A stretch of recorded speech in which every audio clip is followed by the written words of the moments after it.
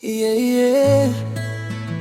Walimu wa internship Kenya si rahisi, lakini bado tunasimama.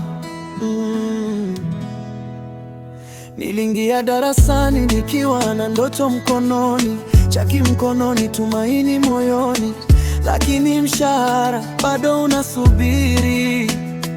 Miezi inapita, bado tunavumilia kimya kimya.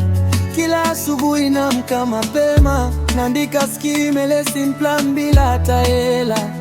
Naulizwa mwalimu nakaa wapi?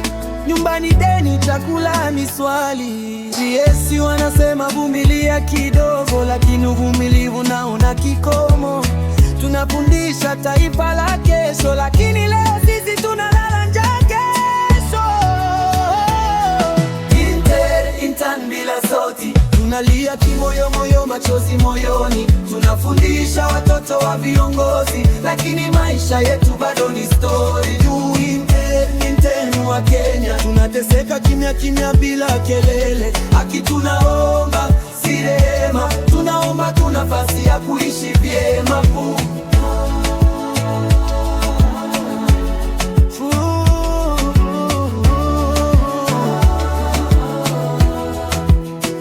Mzazi analamika, mkuu anataka result, lakini motivation iko minus, stress ni excess.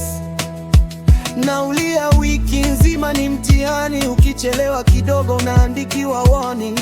Wengine walikopa mpaka simu, wengine walirudi nyumbani kwa wazazi kimya tu, lakini bado darasani tunatabasamu, kwa sababu watoto hawapaswi kuona huzuni yetu.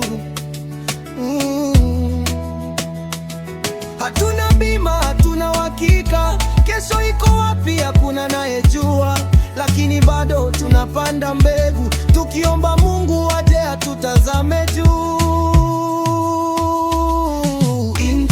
Intern bila sauti, tunalia kimoyo moyo, machozi moyoni. Tunafundisha watoto wa viongozi, lakini maisha yetu bado ni story.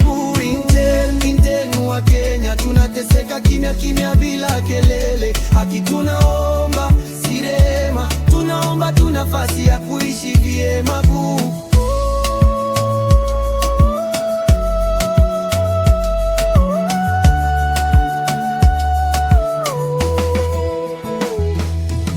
Kama elimu ni ufunguo wa taifa, mbona fundi wake anaumia maisha? Hatuchoki kufundisha kwa bidii, lakini pia sisi ni binadamu, tuna hisia. Sio kelele, sio fujo, ni kilio cha haki na heshima tu.